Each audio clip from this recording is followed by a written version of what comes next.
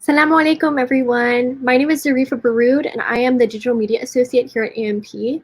I'm so honored to be moderating AMP's virtual gala this year. This gala is meant to celebrate all of the work that we've done this year, accomplishments and successes we've had despite the unfortunate realities that 2020 presented us all with. We truly have an amazing lineup of speakers tonight, and I'm so happy that all of you are here to join me in this celebration and inshallah contribute what you can to the work that we do here in Palestine for, here in the United States for Palestine, sorry. The first speaker that I have the honor of introducing tonight is Dr. Hatem Bazian, the chairman of AMP, and also a co-founder and professor of Islamic law and theology at Zaytuna College, as well as a lecturer in the Department of Near Eastern and Asian American Studies and Asian Diaspora Studies at the University of California, Berkeley. Welcome, Dr. Bazian. Thank you. Assalamu alaikum. It's really a pleasure to be with all of you via internet and modern modes of communication. First, I would like to take this opportunity and this time to really express my deepest sympathies as well as offer condolences to all of our communities that have lost members to COVID-19. I know that some of our Palestinian community, Arab community, and Muslim community in New York, New Jersey, Florida, Chicago, Milwaukee, even here in parts of California, we have lost a number of individuals. Some of them were with us in the previous conventions in Chicago. So our deepest condolences. We ask Allah subhanahu wa ta'ala to bless them, to forgive them, and to grant them the highest awards in paradise, as well as expressing condolences to our Palestinian families in Palestine, similarly for facing not only COVID-19 and the pandemic, but also having to persevere under some of the most extreme conditions imposed on them by Israel's occupation, both in the West Bank and the Gaza Strip, which increasingly is running out of medicine and some basic supplies and needs. So this convention is really a unique opportunity at this time. We're coming to you virtually, and it's really the work for Palestine against all odds. And it is against all odds. If we think about the challenges that Palestine and Palestinians face in the United States, in the diaspora, and inside the occupation. I tend to say that between Washington, D.C. and Palestine is about 5,900 miles. This is the distance if you fly to Jerusalem and to Palestine. But in the daily politics and the ebb and flow of discourses here in Washington, D.C., it seems that Palestine, the issue of Palestine, is a local one. Palestine is almost part of the District of Columbia, and it's part of the dynamics that we are facing on a regular basis. For those of us who have been active on Palestine, we have experienced the long trajectory of demonization, of exclusion, of systematic targeting on college campuses, for constantly being singled out and treated by exception. So in essence, that we don't really have the normal patterns of everyday life. If you're a Palestinian, you are constantly existing against all odds because nothing is normal. And I'm here speaking of experience, not only being co-founder of American Muslims for Palestine, but also working on the college campuses for a long period of time, having also co-founded the Students for Justice in Palestine. I know the type of exceptional policies that are instituted relative to Palestine.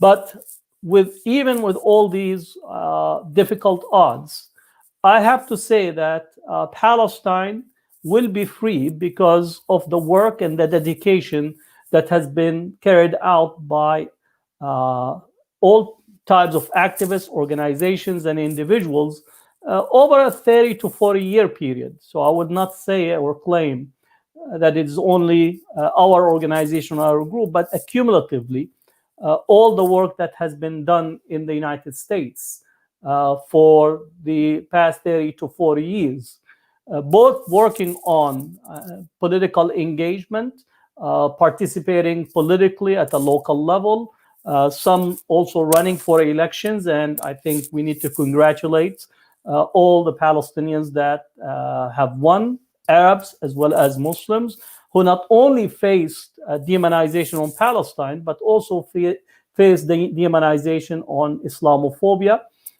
being demonized relative to their faith and how they engage in the political process. But the trajectory, I would say, it's an upward trajectory. If we look at the data in relations of where American public opinion is at, we'll see that a majority of Americans today, 62%, actually will favor the United States actually to be neutral relative to Palestine and Israel. So this is actually a significant majority, more so among Democrats, 75%, 68% among independents.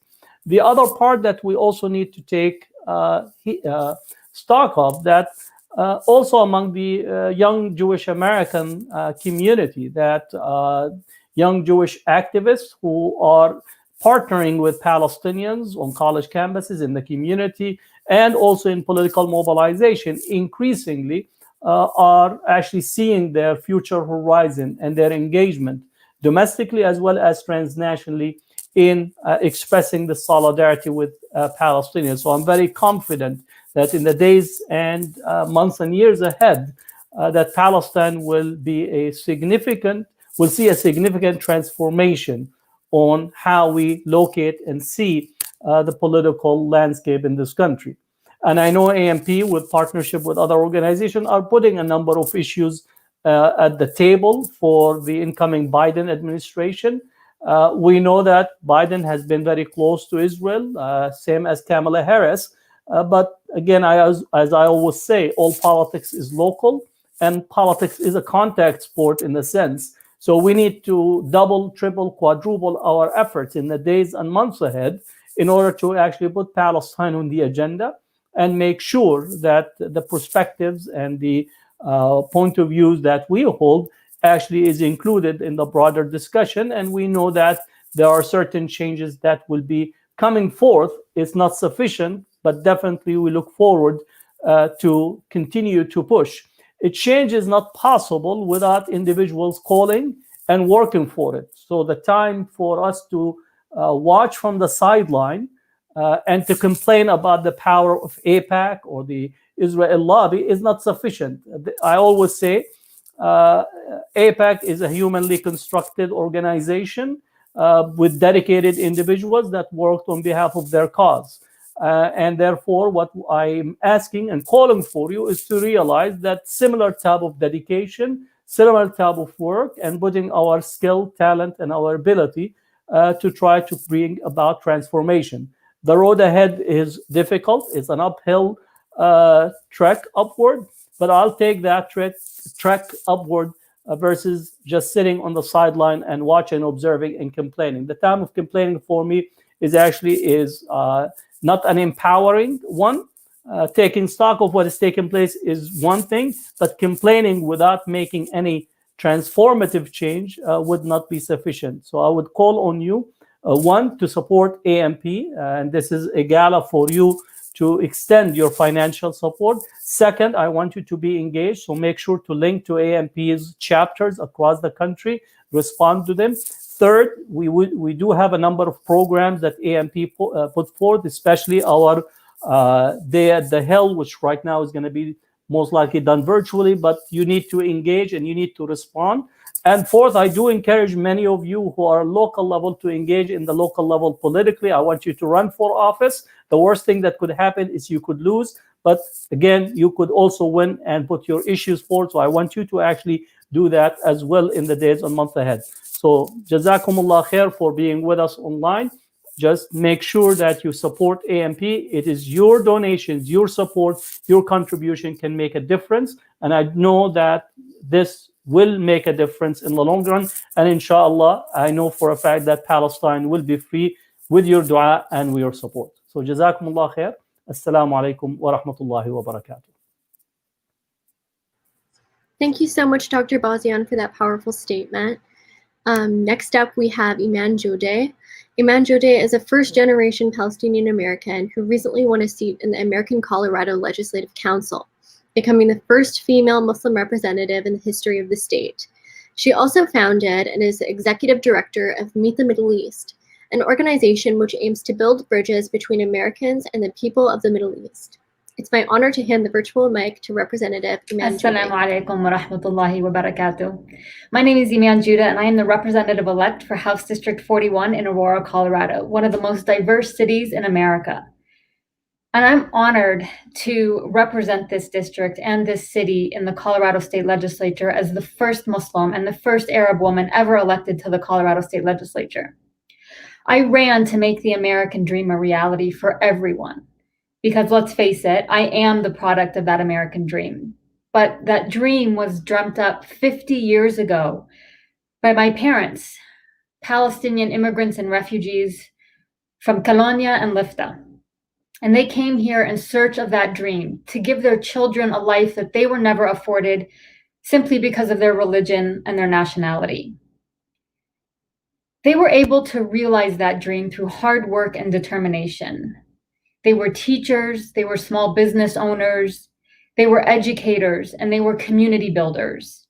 My father, Iman Jodeh, was the co-founder of the largest and oldest mosque in the Rocky Mountain region, the Colorado Muslim Society. The same mosque where I served proudly as the first female spokesperson.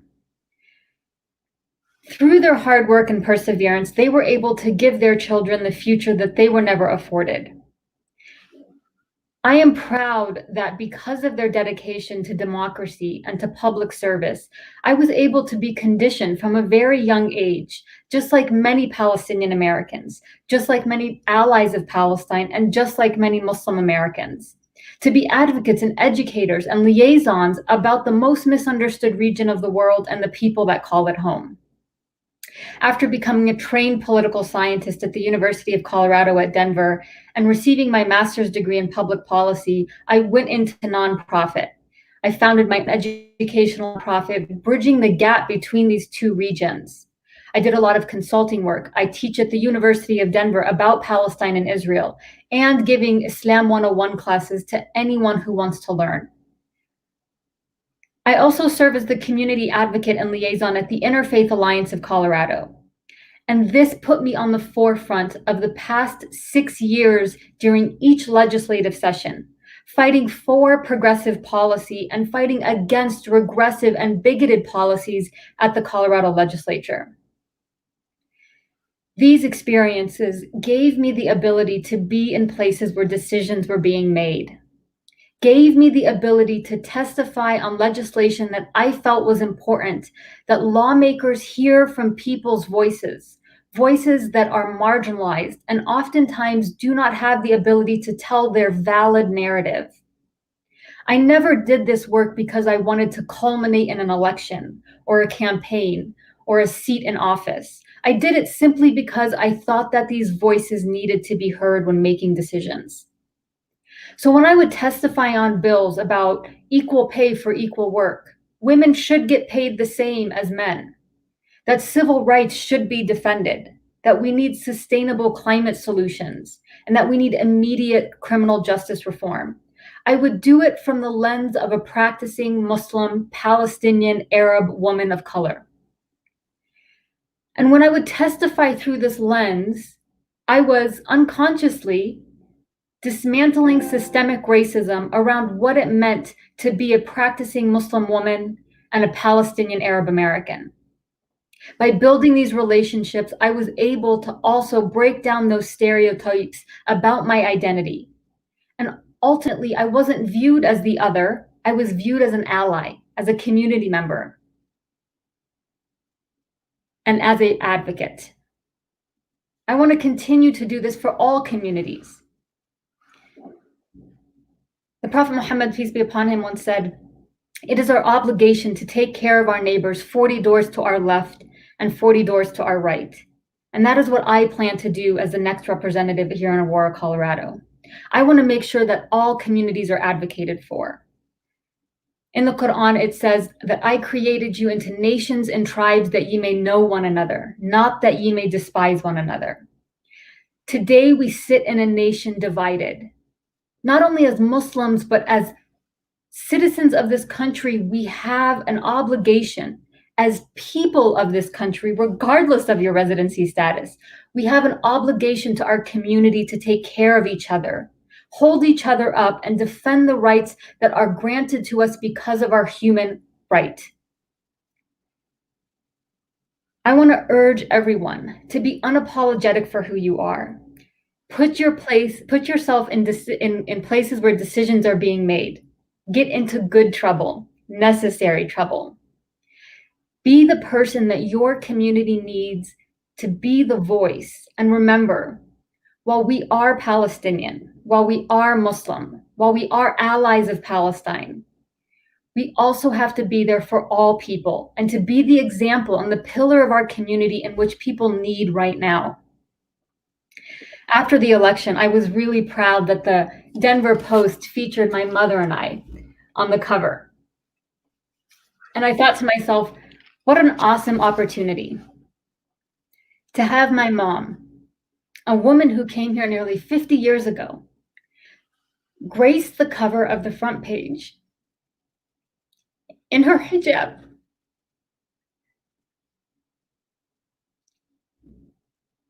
And in her thobe. We do this to raise up the people who put us here. We do this because there are people around the world, in Palestine, in Tibet, in Africa, in South America, who have their voices squandered. And I didn't want my mother to keep doing that. I wanted her to have the opportunity to realize her own American dream. I'm sorry I'm getting emotional, but I feel like it is our obligation to the people who paved the way for us to not only raise up their dream, but to pave the way for future generations so that they may take it one step further, so that they can realize their own American dream and that we can continue to build back better and build back stronger. Thank you very much. Wassalamu alaikum wa rahmatullahi wa barakatuh.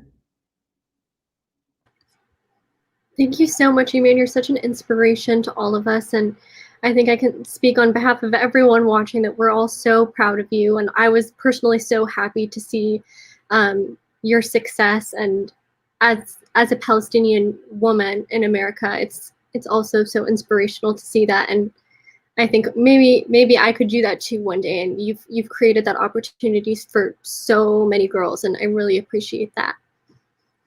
Next up, we have Christina Jem. She is the head of the Department of Civil Litigation for the Constitutional Law Center for Muslims in America. She also represented AMP in a recent contentious legal case and made it possible for AMP to be victorious. I'm honored to introduce Christina Jem.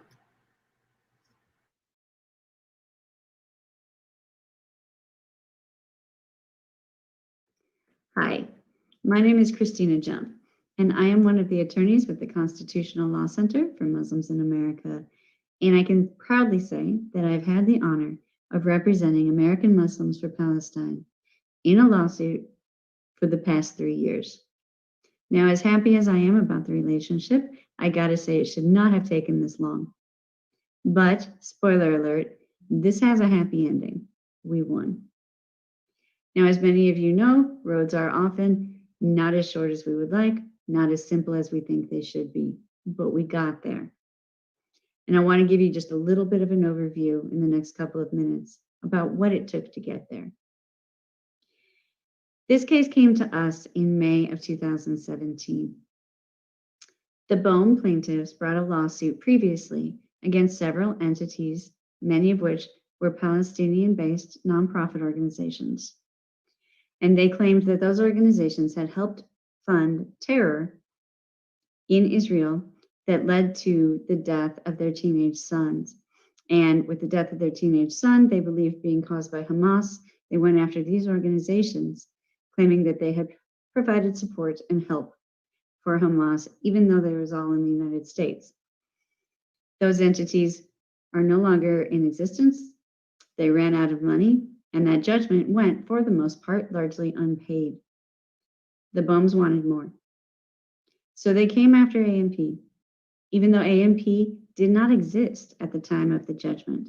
AMP had nothing to do with the original case. And AMP didn't have a connection to the original events at all. Nonetheless, we began the litigation process. And after 7 lawyers on the plaintiff's side, on our opposing counsel side, 3 years, 3 named individual defendants, 2 named entities, they named both AMP and AJP, 5 people with AMP who were deposed, 9 total depositions because several of those people got invited back more than once, unfortunately. Over 10,000 documents produced in this matter during the course of what was supposed to be limited discovery. 2 motions to dismiss that we filed with the court, both of which were granted.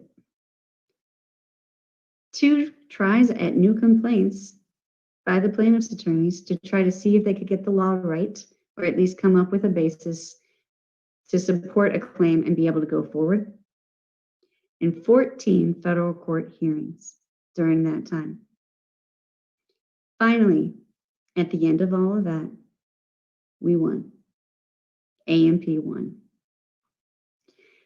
And the judge, in writing her order, granting our motion to dismiss again, and this time saying this was it, no more discovery, the judge recognized that what the plaintiffs were trying to do was say that it was obvious that AMP must have had secret help, must have had secret funding, must have gotten money and support and a whole network from somewhere else, and it could not possibly have just succeeded on its own, because it succeeded so fast, so quickly. It had so many members so quickly.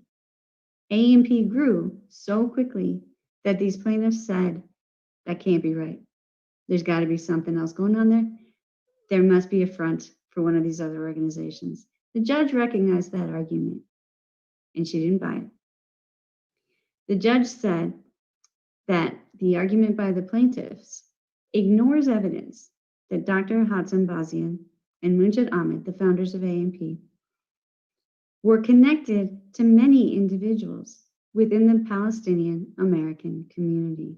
And so the judge issued her ruling saying the court refuses to infer that because Dr. Bazian and Munjid Ahmed support Palestinian issues, that they are therefore somehow connected to Hamas, as the plaintiffs suggest. Now, allegations like that are not new to anybody watching this video. Getting the federal court recognition that it's unfounded is new. And where I think that plays in the most, what I'm most happy to see, is that with this judge's ruling, with this holding from a federal court, even though we know it's going to be challenged more, even though we know that there will be more battles, if not against these plaintiffs, then against others, even with all that, what the court recognized is that AMP serves a purpose, a legitimate, nonprofit, domestic purpose. We know why AMP was so successful so fast.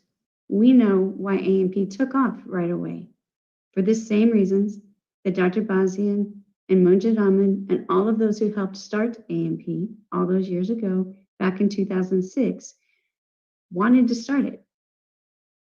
Because there was a need for the voice. There was a need for the voice of Americans in Palestine. AMP provided that voice. AMP has served to educate about the culture and the history of Palestine, just like its mission says. And the federal court recognized that. We at CLCMA are thrilled to have had a part in helping with that. We look forward to helping in years to come. We know that the plaintiffs are going to keep trying. And we're here to tell you that we're going to keep fighting. We're with you on this. We're glad to help. And we wish all of you a safe and very thankful holiday time. And we look forward to seeing you in the future. Thank you. Thank you so much, Christina, for all that you've done for AMP. Next, I would like to present a recorded presentation by Congresswoman Ilhan Omar. Representative Omar has been a congresswoman to Minnesota's 5th congressional district since 2019, and she was recently re-elected earlier this month. Thank you, Ilhan, for all of your contributions to AMP. What are we doing to achieve peace? I believe that simple question should guide our policies as a nation, and especially our policies when it comes to Palestine. I believe we urgently need to fight for self-determination, justice, and peace for the Palestinian people. But if we really believe in peace, we must acknowledge the obvious, which is that one group of people in the region currently has statehood, while the other lives under indefinite military occupation of their land. This is not my description of it. This is the description of conservative Israeli leader Ariel Sharon, who in 2003 said, I quote, "To hold 3.5 million Palestinians under occupation is, in my opinion, a very bad thing for us and for them. It is occupation," he said. "You might not like this word, but it is really an occupation." I believe that achieving peace and achieving justice means ending the occupation. And ending the occupation means being honest when Israel takes steps to undermine the cause of peace. So when the Israeli Prime Minister, Benjamin Netanyahu, says he is more committed to settlement than any in Israel's history, we should honestly say this is an impediment to peace. We will not continue to give you weapons while you violate international law. When Netanyahu vows to make the occupation permanent by annexing Palestinian land in the West Bank, at the same time we are providing him with billions of dollars in military aid, there should be consequences to those actions. When Secretary of State Mike Pompeo visits an illegal Israeli settlement in the occupied West Bank and orders imports from these settlements labeled products of Israel, we should call this de facto annexation, a violation of international law. But truly pursuing peace isn't just about punishing bad behavior. We must support efforts to end the occupation and achieve a two-state solution. I believe firmly that the path to peace does not lie in violent means. As Martin Luther King Jr. said, peace is not merely a distant goal that we seek, but a means by which we arrive at that goal. It is precisely when people feel hopeless, when people feel that nonviolence doesn't work, that their voices won't be heard, that they turn towards violence. So I will continue to fight for peace. I will continue to hold love in my heart for people struggling against oppression everywhere. And I know that one day we will see justice roll on like a river and righteousness like an ever-flowing stream.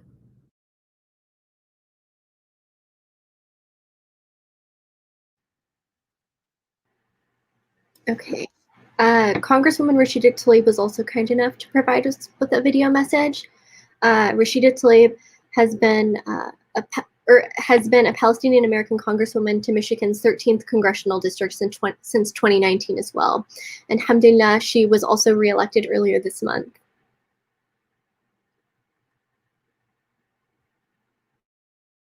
I want to thank the American Muslims for Palestine for putting together this very important conference and for all of the amazing work and advocacy that you all do. I am honored to be with you all to discuss our shared pursuit and love for Palestinian freedom and human rights.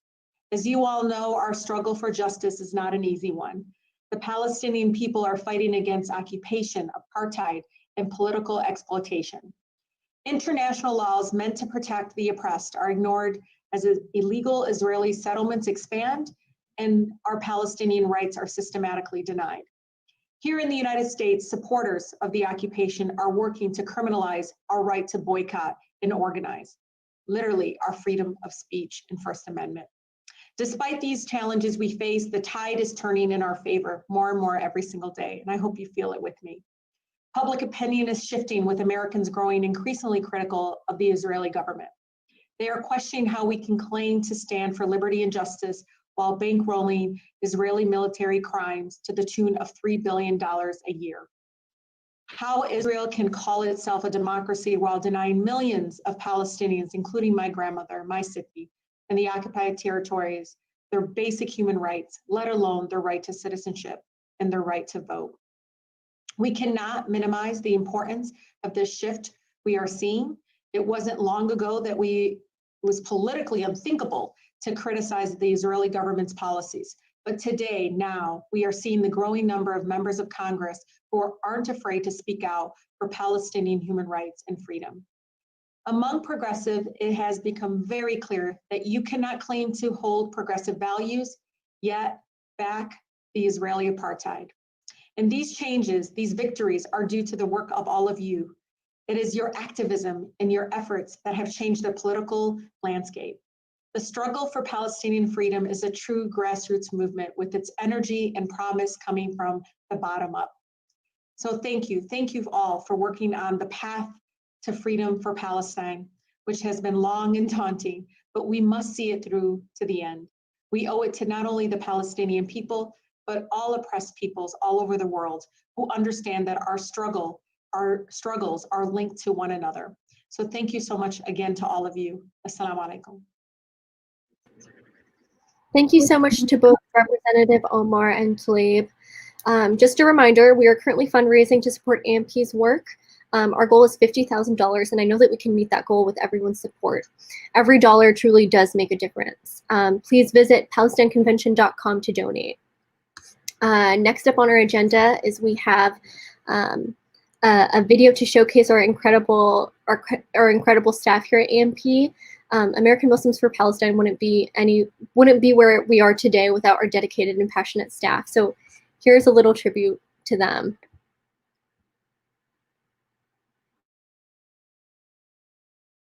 Assalamu alaikum. My name is Nora Bogosh and I'm AMP Chicago Coordinator. Assalamu alaikum. My name is Zarifa Baroud and I'm the Digital Media Associate from Seattle, Washington. Hello, my name is Felicia Eves and I'm the Black Palestinian Coordinator with AMP and I live in Madisonville, Kentucky. Assalamu alaikum. My name is Mohammed Habba. I'm the National Development Coordinator for AMP and I'm based out here in the Washington, D.C. area. This is Tahir Herzallah, Director of Outreach and Grassroots Organizing, coming at you from Northern Virginia. Salam everyone, my name is Ra'ed Jarrar and I am the Advocacy Director at AMP. Assalamu alaikum, my name is Tariq Khalil and I'm the Education Coordinator from Chicago, Illinois. Hi, this is Josh Rubner, Managing Director of AMP from the Washington, D.C. area. Assalamu alaikum, my name is Malak Shalabi. I'm the Organizing Associate and I'm based in Seattle, Washington. Assalamu alaikum, my name is Shakil Sayyed and I'm the Regional Director for West Coast in California.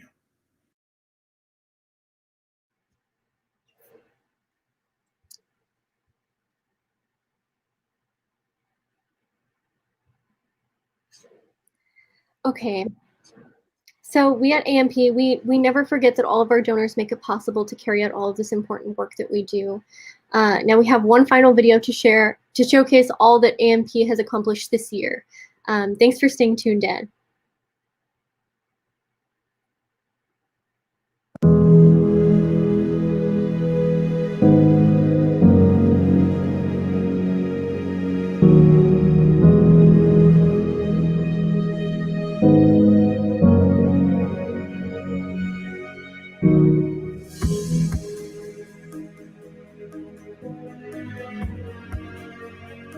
This year was filled with adversity.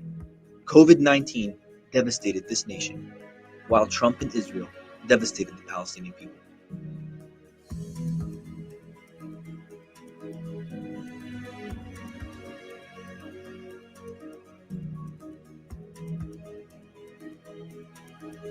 But against all odds, we at AMP met these challenges head-on. AMP stepped up its leadership role in the broader Palestine solidarity movement.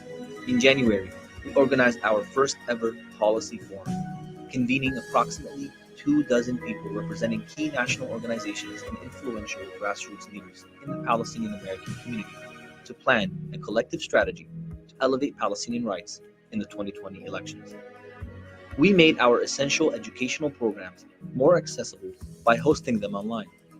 We have hosted more than 20 events covering topics such as the Nakba, Israeli annexation, and Black Lives Matter, with renowned scholars, members of Congress, and activists from all over the world, reaching tens of thousands of people nationwide. We've updated and expanded our campaign this Ramadan to boycott Israeli dates and reached thousands of people nationwide by producing a detailed research paper, creating a hard-hitting video, and publishing a high-profile op-ed in Al Jazeera.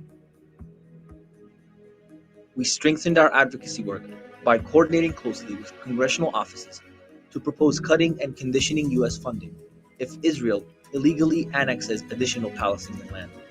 This summer, we also launched our Platform for Palestine campaign with Jewish Voice for Peace Action, calling on the Democratic and Republican national conventions to include Palestinian rights in their party's platforms. Hatem here, the Detroit Lions. As you guys all know, I'm Palestinian and proud. So this year, I decided to team up with the American Muslims for Palestine in this year's campaign to support Palestinian rights. More than 10,000 individuals signed our petition online, the most successful petition in AMP's history.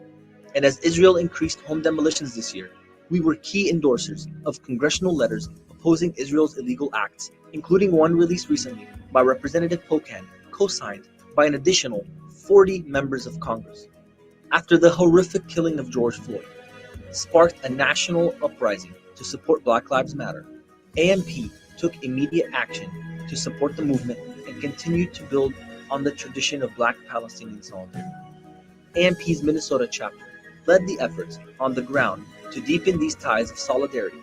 Our freedom will never be handed to us by our oppressors. We must demand it. We must fight for it. While on the national level, AMP supported legislative efforts to end police brutality, initiated by a monthly series of webinars to increase our community's understanding of anti-Black racism, and hired an experienced organizer in Black Palestinian organizing to produce an oral history project of activists engaged in Black Palestinian solidarity work. There's a connection between Black folks in Palestine, you know what I'm saying? And of course the Islamic thing being in the mix. Now this is an example. This is what has to happen. In September, we hosted virtual Palestine Advocacy Days with more than 750 participants from 42 different states, our largest advocacy effort ever. We have almost 150 confirmed congressional meetings. We advocated for legislation that holds Israel accountable for its detention and abuse of Palestinian children, and our efforts paid off with more members of Congress sponsoring pro-Palestinian legislation after hearing directly from our constituents. I'm going to keep working with my colleagues in the Congress to ensure that these issues are addressed in a real, meaningful way. Our entire week of activities included an intensive legislative advocacy session with expert trainers and a plenary session with 6 members of Congress. Our work is growing, and so is our support.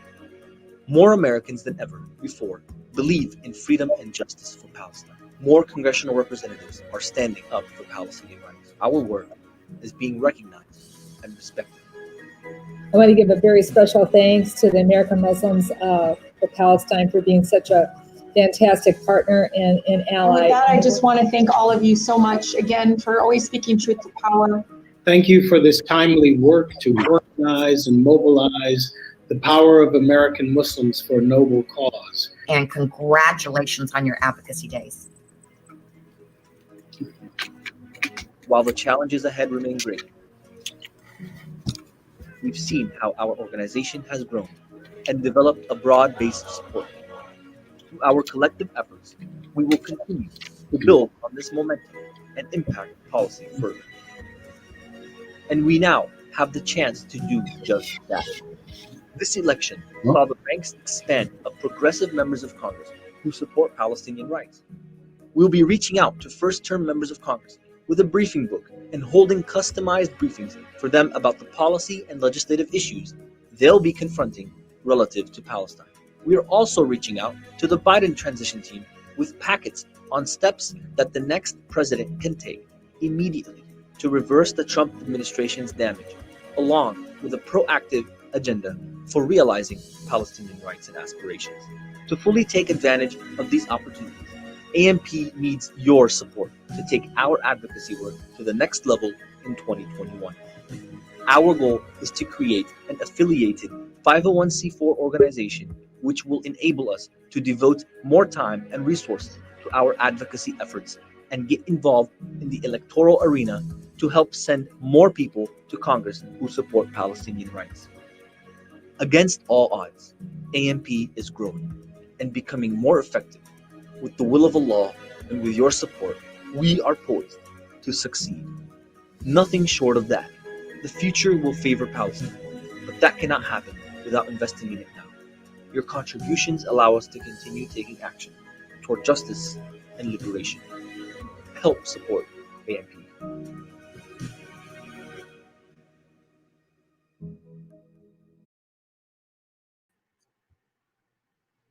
I would now like to introduce our final speaker, AMP's Executive Director, Dr. Osama Abuirshaid. Dr. Osama Abuirshaid is Executive Director and a board member of American Muslims for Palestine. He is also a board member of the U.S. Council of Muslim Organizations, an umbrella organization of 8 major national American Muslim organizations. He lectures frequently on Middle East and American politics. He's a regular commentator on Palestinian and Middle Eastern affairs, as well as on American domestic and foreign policy on various Arabic satellite TV channels, such as Al Jazeera. He authored and co-authored several books in Arabic, and he published dozens of studies and articles in Arabic and English. Welcome, Dr. Abuirshaid. Thank you, Zarifa. It was enough just to say the Executive Director of the American Muslims for Palestine. Thank you again. Bismillah ar-Rahman ar-Rahim, alhamdulillah, wa salatu wa salamu ala rasulillah. Welcome everybody. Thank you for being with us tonight, and thank you for our great speakers, not only through this in this gala, but throughout this convention.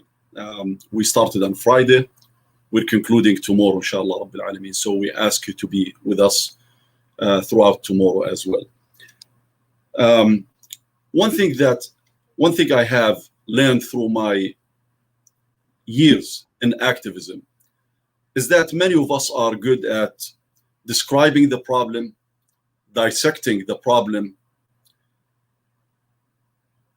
emphasizing the problem, and re-emphasizing the problem. A few of us do look for solutions. So many people are consumed looking in the rear mirror. Very few are willing to look forward. Many are obsessed with the challenges. A small percentage look for solutions. We are good at identifying, or some of us are good at identifying what we stand against. But when you ask them, what do you stand for? They have no clue. They have no answer. But this will not serve our cause. This will not serve our mission. Yes, 2020 was a difficult year, and still is. But when was it not difficult for Palestine and the Palestinians in the past century? Our mission, our role, our task is to look for solutions, is to remedy the problems, is to look forward, is to bring justice, and to alleviate the suffering of the oppressed. That is our role. Not to continue to describe the problem, not to continue to vent out, not to continue to express our emotions in a passive way. Rather, we need to translate them to become opportunities. Every time we're faced with a problem, we should look for the opportunities. If we don't find them, we should create them. That is That's our role. That's what we should be looking for. That's what we should be doing, looking forward.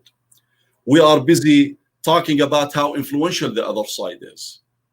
But what about learning from them? What about competing with them? What about rebelling their oppression?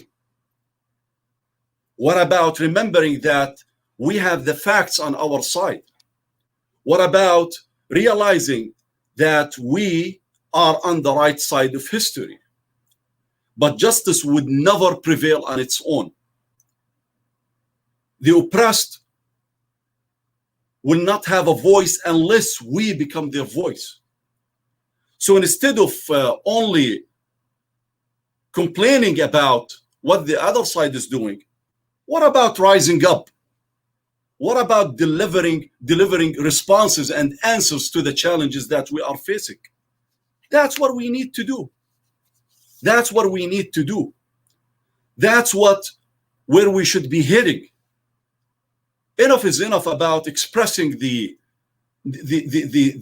passiveness. Enough is enough about expressing our emotions, about our grievances. I'm not saying to drop them. I'm not saying to make them behind us. It's not going to happen. We're going to live with our grievances because we live it on a daily basis.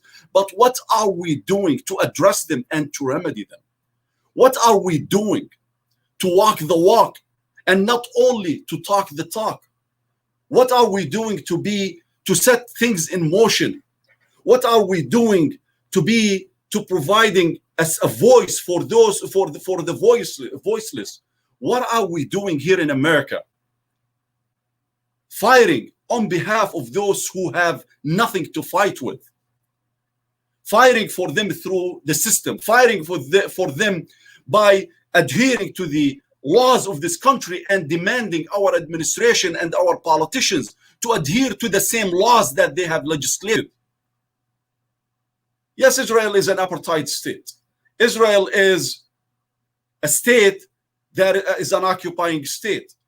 Today, if you say this, according to Donald Trump and his administration, you're anti-Semitic. They're conflating the criticism of Israel with anti-Semitism. We know that is not true. We know that is not true. And we know why they're doing this. We know why they don't want anyone to criticize Israel. Because they know that they cannot live and they cannot win on the merits of the argument. They cannot win on the merits of the facts. They cannot win. That's why they want to censorship our freedom of expression in this country. That's why they want to go after our constitutional rights when it comes to issues like BDS, because they cannot win on the merits of the argument. We are exposing the ugly face of the state of Israel, and they don't want that. So if you're not Jewish and you criticize Israel, then you're anti-Semitic. If you're Jewish and you stand on principle and you have a moral compass, as many of our Jewish friends and allies do have, then you are a self-hating Jew. We cannot allow them to dictate to us the path. We cannot allow them to dictate to us how we defend for our rights and how we defend for the Palestinian people. We have to continue this fight. We have to continue this fight. The fight for justice, not only for the Palestinians, for all of those who are oppressed. And when I say all of those who are oppressed, I mean those who are oppressed in America, the indigenous, the African Americans, the minority communities. When I say those who are oppressed, not only in Palestine, but also in Saudi Arabia, in UAE, in Egypt, in many parts of the world, those who are oppressed all over the world, in Syria and other parts of the world. We continue to fight for their rights. The people who depend on us don't want to see bystanders. Don't want to see don't want to feel the way we express our grievances and the way we address these grievances. What they want to see is, what are we doing to help them? What are we doing to remedy the problems? What are we doing to restore justice. That's what they are waiting and expecting from us. This is what this organization is doing. Yes, this year was a very difficult year for Palestine, for humanity. Yes, we are facing this pandemic. Yes, we are facing this pandemic here in this country under a chaotic leadership. Yes, we are facing the pandemic worldwide with capitalism dictating to us how we should react. But that's not our fate. And we should not accept it as a fate. We should not allow the corrupt dictate our course as human beings. We should not allow the oppressors to dictate how we respond and how we're going to deal with their oppression and rebel their oppression. So for those who continue to act like bystanders, those who think that by venting anger, like the one that I'm doing now, is going to remedy the problem and solve the issues, nothing is going to happen, I promise you. That's why we, as an organization, AMP, I have lived AMP, I'm not going to say since the year of its inception, at least from 2010. But I have witnessed AMP since the year of its inception. I did not have, you know, I wasn't part of the founders. I wasn't one of the founders of AMP. I didn't get that honor to be one of the founders in 2006. But I've witnessed AMP growing. And I've seen what AMP was able to accomplish. This organization that started as a small community organization, now it is a major leading organization in the Palestine solidarity movement in the US. This organization not only identifies problems, but also identifies solutions and applies solutions. This organization does not leave a vacuum, because if you leave a vacuum, it will be filled out, it will be filled in by our opponents. So this organization continues to chart new eras in the work for Palestine. It is not only our Advocacy Day that was a very successful event, and it's 6 Advocacy Days we had so far. It is not only our educational material. It's not only the memos and the briefings that we've held, or the briefings that we've held. It is not only what we've accomplished so far, but what we are poised to accomplish, what we can fulfill in terms of our potential. And we have a great potential. I promise you that we have a great potential if we believe in it. We know the path. We have the talent. We have the vision. We have the passionate and dedicated staff. We have people who are willing to sacrifice everything for Palestine. All what we need to do is to believe in them and empower them to continue their work. So that's what I'm asking you. We've done so great so far when it comes to grassroots lobbying. Now we are going to go to have a 501c4 organization, to do more of a professional lobbying, to have more people speaking for Palestine in Congress, not only 2, 3, 4, 30, 40, but to have dozens and dozens to speak for Palestine in Congress, not only in the US Congress, but also in state assemblies, like Iman Jodeh, like Fadi and others, many others who have won, and Ibrahim Sumaira and so many others who speak for Palestine and who don't shy away from speaking for Palestine. We can do a lot of good work.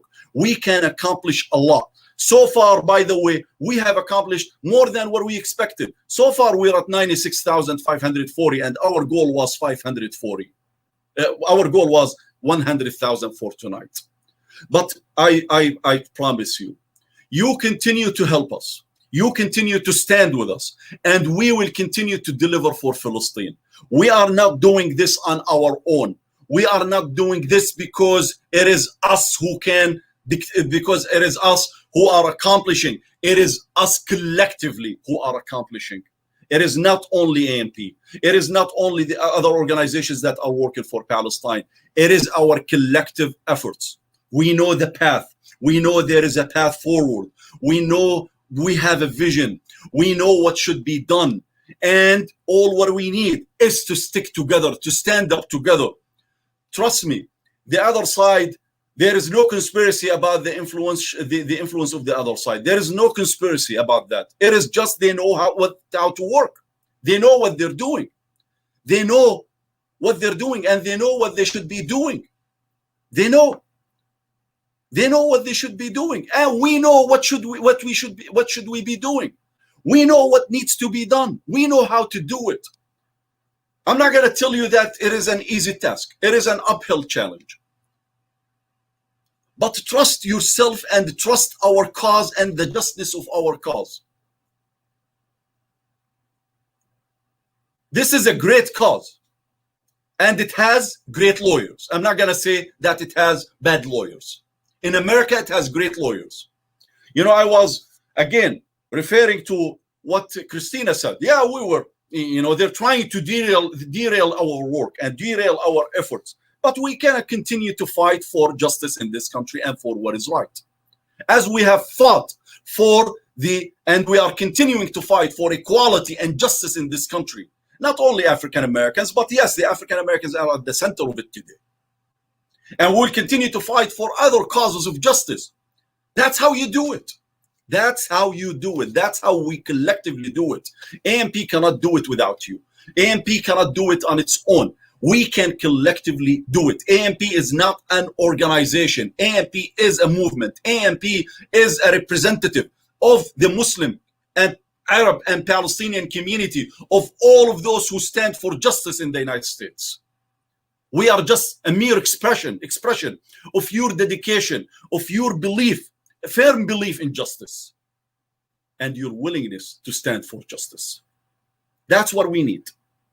So yes, we gotta continue to fight for what we believe in. We're going to continue to fend off and rebel this oppression, and we're not gonna stop. We're not gonna stop. With you, we're going to succeed. We're going to succeed. As Rashida said, the tide is changing in our favor, in the favor of Palestine. You've seen Iman and Ilhan. You've seen Zarifa, and you've seen Dr. Hatem. Every one of us has a role, and everyone is serving this mission, the mission of justice. Our activism, as Rashida said again, and our efforts have changed the landscape, the political landscape in this country.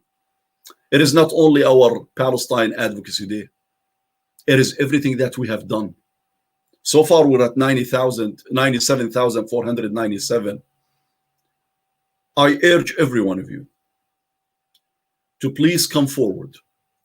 This is a tax-exempt donation that you give. I know that many of us are capable of giving 10,000s. Many of us are capable of giving 5,000s.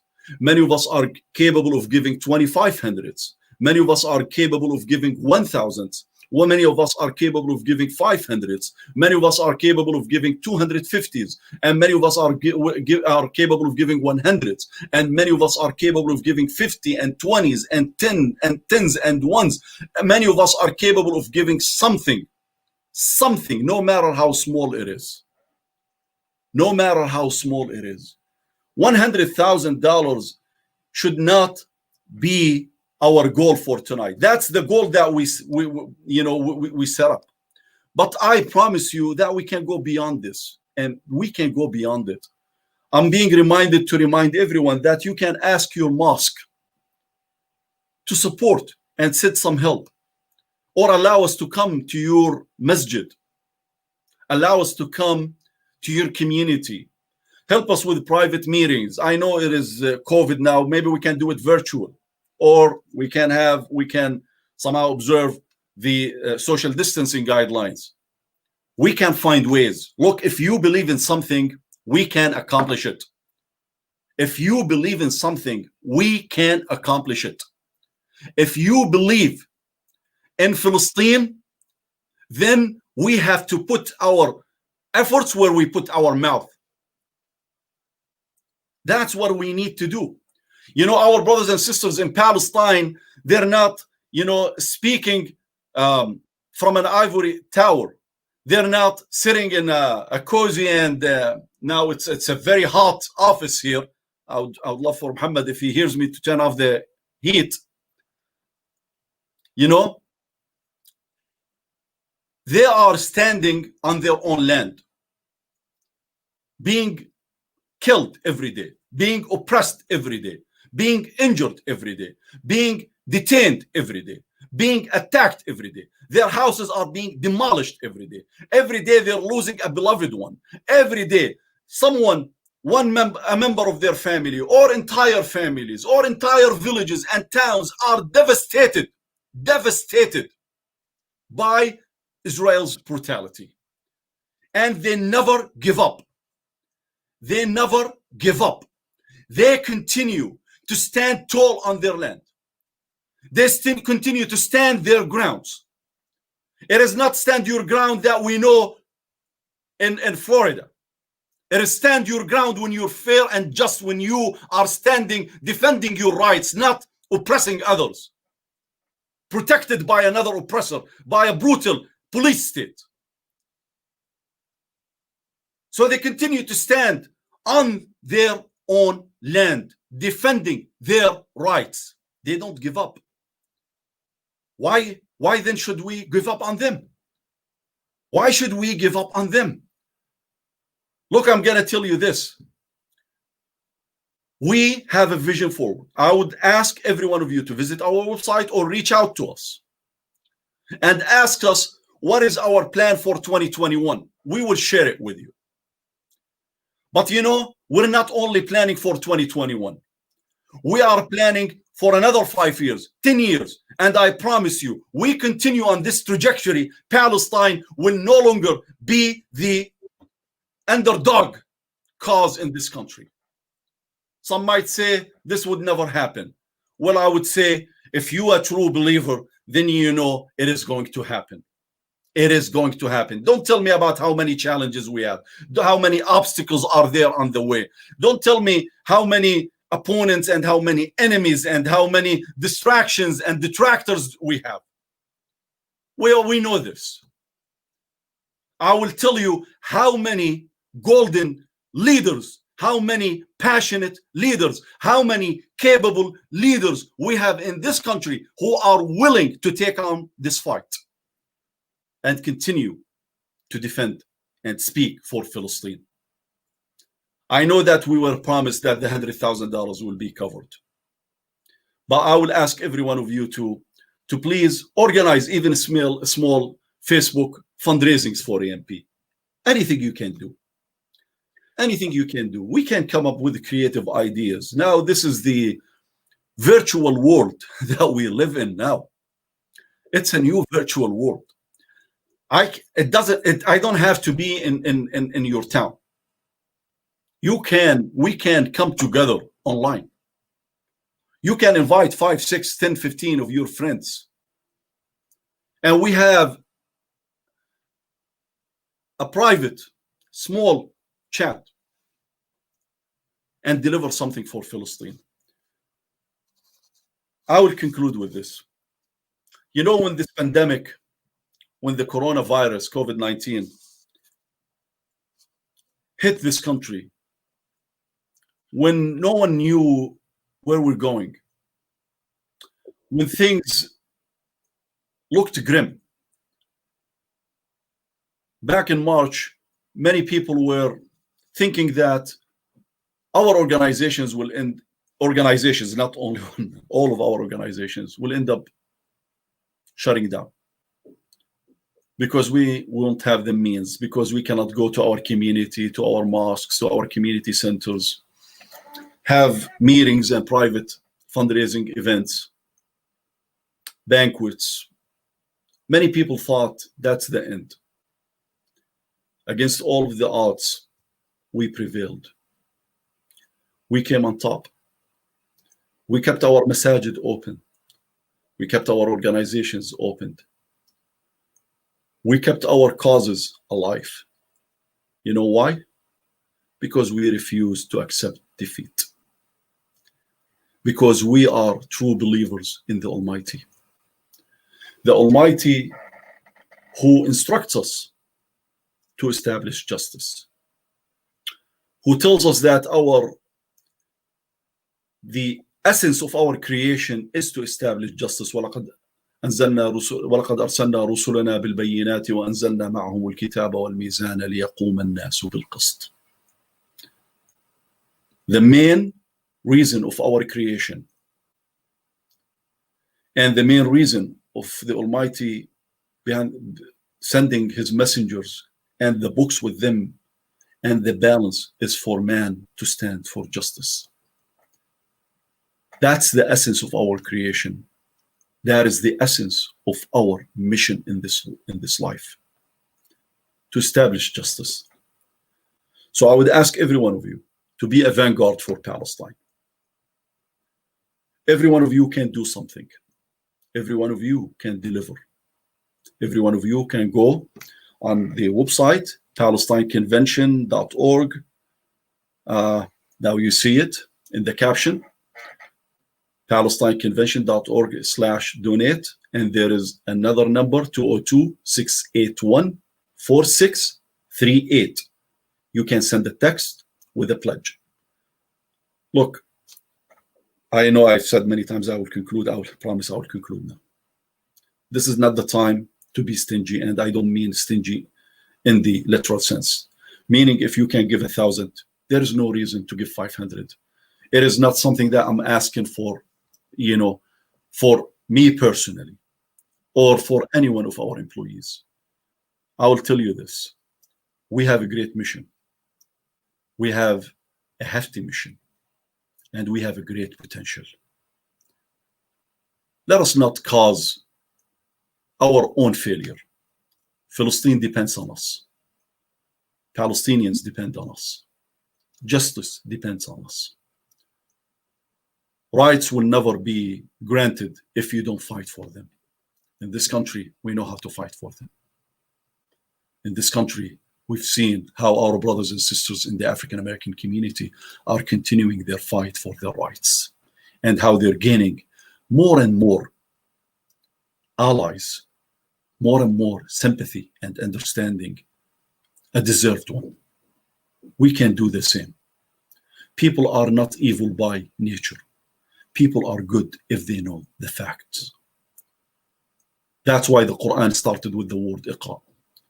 Once you teach people, once they're aware of the facts, it is then when they stand with you. The trajectory in this country is changing.